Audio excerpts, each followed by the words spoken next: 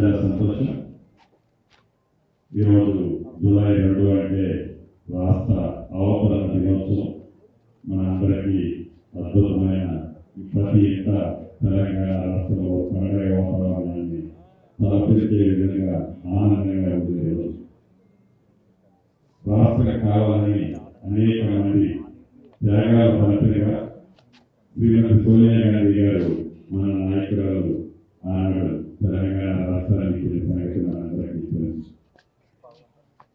రాష్ట్రాన్ని తెలుసుకున్న తర్వాత మాయమాటలని 10 సంవత్సరాలు పరిపాలన చేసిన పెద్దలు పేదవాడి ఆత్మగౌరవానికి చేయంగా ఇల్లు ఇస్తామని 2 పర్యాయాలు చెప్పి కూడా మాటలకే పరిమితమయ్యారు తప్ప చేతలలో ఆనాడు చేయలేదు. మార్పు కావాలని, అది పేదవాడి ప్రభుత్వం వస్తేనే మార్పు జరుగుతుందని రాష్ట్రంలో అన్ని ప్రాంతాల నుంచి ఇందిరమ్మ ప్రభుత్వానికి ఇచ్చిన తర్వాత ప్రజా ప్రభుత్వం ఈ దీవెనతో వచ్చి గౌరవ ముఖ్యమంత్రి రేవంత్ రెడ్డి గారి నాయకత్వంలోని మన పేద కోడి ప్రభుత్వం 2.5 సంవత్సరాలు పూర్తి చేసుకోబోతున్నాం. అభివృద్ధిని ఎక్కడా తగ్గలేకుండా పేదవాడి ఇంటికి అనేక సంక్షేమ కార్యక్రమాలు అందిస్తూ పేదవాడికి ఇల్లంటే 4 ఇటుకల పెట్టి పైన సాగేస్తే ఇల్లు కాదు, పేదవాడి ఆత్మగౌరవానికి క్షేమంగా ఇచ్చే ఇల్లే ఇల్లు అని ఈ ప్రభుత్వం తలంచి రాష్ట్ర వ్యాప్తంగా మొదటి విడత 4.5 లక్షల ఇల్లు 22,500 కోట్లతో ప్రతి ఇంటికి ఉచితంగా 5 లక్షల రూపాయలు 4 విడతల్లో ఇస్తూ ప్రతి నియోజకవర్గానికి 3,500 ఇల్లు తగ్గకుండా సుమారు గిరిజన ప్రాంతంలో అదనంగా ఇంకొక 1,000 ఇల్లు ఇచ్చిన ప్రభుత్వం మీరు ఎన్నుకున్న ప్రభుత్వం. ఇంతకుముందు రాజేంద్రన్ చెప్పినట్టు ఆనాటి పెద్దలు చెప్తుంటారు, మేము చెప్పిన 4 బెడ్రూమ్ ఇల్లు ఇస్తున్నారని. మీరే నిజంగా 4 బెడ్రూమ్ ఇల్లు పూర్తి చేసి ఉంటే మీ టైంలో మీరు ఎందుకు ఇవ్వలేకపోయారు? అసంపూర్తిగా మీరు కట్టి వదిలేసిపోతే ప్రజాప్రతినిధులుగా రాజేంద్రన్ కానీ వివిధ నియోజకవర్గాల్లో ప్రజా ప్రభుత్వానికి సంబంధించిన శాసనసభ్యులు గెలిపించిన తర్వాత వారి దగ్గర నుండి గుర్తు చేసుకొని వాటిని పూర్తి చేసి అర్హులైన నిరుపేదలకి విడతల వారీగా ఇచ్చే కార్యక్రమంలో భాగంగా ఈ రోజు ఈ ఇల్లు కూడా ఇవ్వడం జరుగుతుంది. నిజం, అర్హులైన పేదవాళ్ళు 600 మంది కాదు. ఈ ఉమ్మడి పట్టణంలో హన్మకొండలో కానీ వరంగల్లో కానీ ఈ 600 మంది కాదు ఉంది. నాకు తెలిసి సుమారు ఒక 25 నుంచి 30,000 మంది నిరుపేదలు ఉన్నమాట వాస్తవం. వాళ్ళందరూ ఇల్లు కోసం ఎదురు చూస్తున్నమాట వాస్తవం. నిజం, వెనక తెలంగాణ రాష్ట్రం వచ్చిన తర్వాత ఆనాటి తెలంగాణ తల్లిక రాష్ట్రంలో పేదవాడి కష్టం తెలిసిన మేము అని చెప్తున్న మీరు ఎందుకు పేదవాడికి ఇల్లు ఇవ్వలేకపోతున్నారని ముక్కుసూటిగా నేను ఈరోజు అడుగుతున్నాను. 10 సంవత్సరాలు నువ్వు విస్మరిస్తే 10 సంవత్సరాల్లో పేదవాడి కష్టాన్ని తెలిసి కూడా తెలియనట్టు నువ్వు నటిస్తే ఈ పేదవాడి ప్రభుత్వం ఇందిరమ్మ ప్రభుత్వం వచ్చిన తర్వాత పేదవాడి కష్టం తెలిసిన ఈ ప్రభుత్వం వచ్చిన తర్వాత రాష్ట్ర వ్యాప్తంగా ప్రతి గ్రామాల్లో, ప్రతి గూడాల్లో, ప్రతి తండాల్లో మొదటి విడత ఇచ్చాం. నిన్ననే ఆసిఫాబాద్లో గౌరవ ముఖ్యమంత్రి రేవంత్ రెడ్డి గారి చేతుల మీదుగా 2వ విడత మళ్ళీ 2,000 ఇల్లు రాష్ట్ర వ్యాప్తంగా 2.5 లక్షల ఇల్లు ఇచ్చే కార్యక్రమానికి శ్రీకారం చుట్టాం. మొదటి విడత ఇచ్చిన ఇళ్లలో సుమారు 1,20,000 ఇల్లు పైసలకు పూర్తి చేసుకున్నాం. రాబోయే కొద్ది రోజుల్లో మరొక 2 లక్షల ఇల్లు కూడా పూర్తి చేసుకోబోతున్నాం. మిగతా ఇల్లు వివిధ దశల్లో ఉన్నాయి.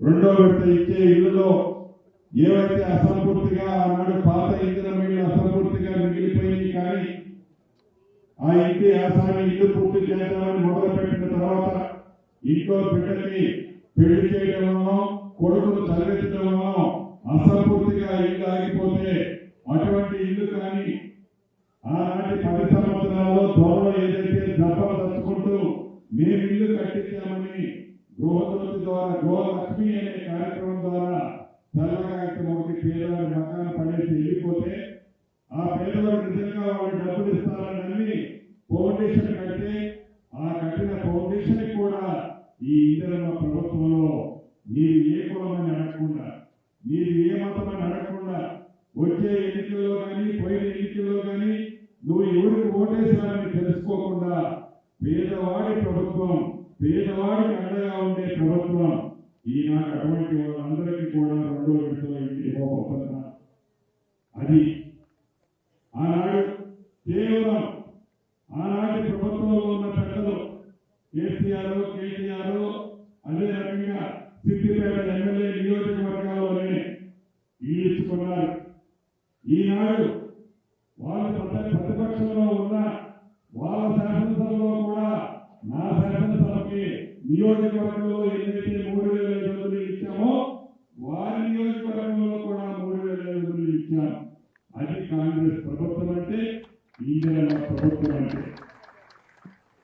నాకు తెలుసు ఈ వరంగల్ అనుకుండా పట్టణాల్లో నివసించే పేదవాళ్ళకి ఇల్లు అవసరం ఉన్నవాళ్ళు తక్కువ ఇంకా ఒక 15 నుంచి 20 వేల మంది అవసరం ఉంది.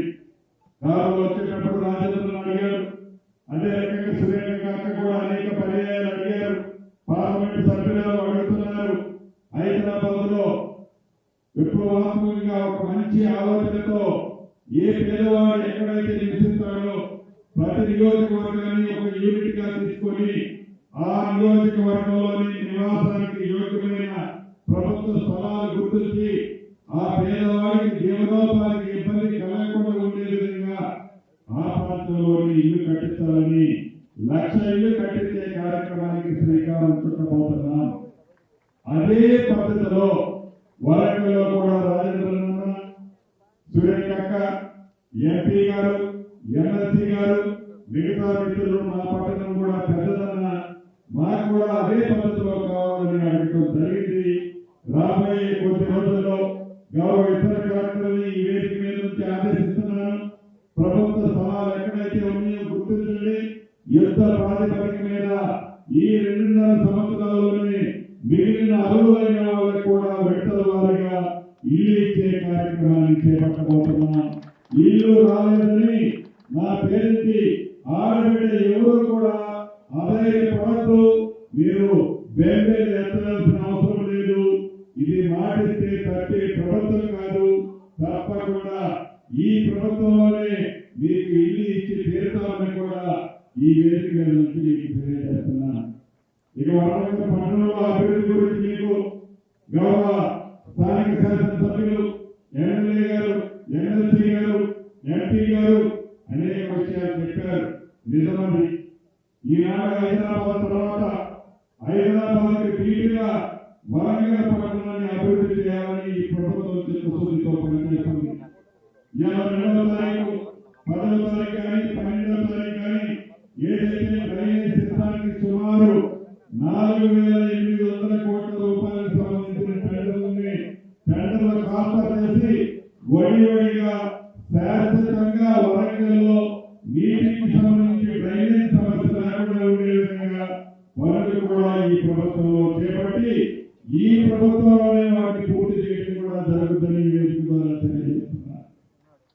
ఒక డ్రైనేజ్ సిస్టమే కాదు, ఎయిర్పోర్ట్ కానీ ల్యాండ్ ఎక్విజిషన్ కంప్లీట్ చేశాం.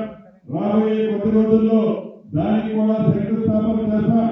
ఇంకా మౌలిక వసతులకు సంబంధించిన అనేక అంశాలు, అనేక కార్యక్రమాలు, సాగునీటి సమస్య కూడా శాశ్వతంగా పరిష్కరించే విధంగా. అంతేందుకు మనమున్న ఈ కాలనీ కళాక్షేత్రం కూడా ఆనాడు 4 సిమెంట్ జిల్లాలు కట్టి వదిలేస్తే రాజేంద్ర మిగతా నాయకులు ఎక్కడే కూర్చొని డబ్బు ఎంత ఖర్చైనా పర్వాలేదు అని వీటన్నిటినీ ఈ ప్రభుత్వంలో పూర్తి చేసుకున్నాం. ఇది పేదవాడికి నచ్చే మెచ్చే ప్రభుత్వం. పేదవాడిని నచ్చి ఈ ప్రభుత్వాన్ని అధికారంలో తెచ్చిన సందర్భం ఈ ప్రభుత్వం మర్చిపోదు. మీకు చెప్పదలుచుకున్నది చివరిగా ఒకటే, అర్హులైన పేదవాళ్ళు, నా ఆడబిడ్డలు, ముఖ్యంగా పేద ఆడబిడ్డలు ఇల్లు కావాలని ఇంకా కోరుకునే వాళ్ళు ఉన్నారు. ఆనాటి 10 సంవత్సరాలు ఇవ్వన కారణంగా ఇప్పటికే ఇల్లు కాకుండా ఇంకా అదనంగా కూడా మేము ఇస్తాం. ఆనాటి ప్రభుత్వం పేదవాడిని మర్చిపోయింది. విడతల వారుగా అర్హులైన ప్రతి పేదవాడికి ఇల్లు ఇచ్చే కార్యక్రమం చిత్తశుద్ధితో ఈ ప్రభుత్వం చేస్తుంది. అధికారులకు ఇప్పుడే మీ ముందే చెప్పాను. రాబోయే కొద్ది రోజుల్లో వాటిని కూడా శంకుస్థాపన చేసి వాటిని కూడా పనులు ప్రారంభించడం జరుగుతుందని ఈ వేదిక ద్వారా మీ అందరికీ తెలుస్తూ మరొకసారి మనస్ఫూర్తిగా మీ అందరికీ అభినందనలు, కృతజ్ఞతలు. వీళ్ళొచ్చిన మా ఆడపిల్లలందరూ సంతోషంగా ఉండాలని, మీ పిల్లల్ని మంచిగా చదివించుకోవాలని మనస్ఫూర్తిగా కోరుతూ మీ అందరి దగ్గర సెలవు.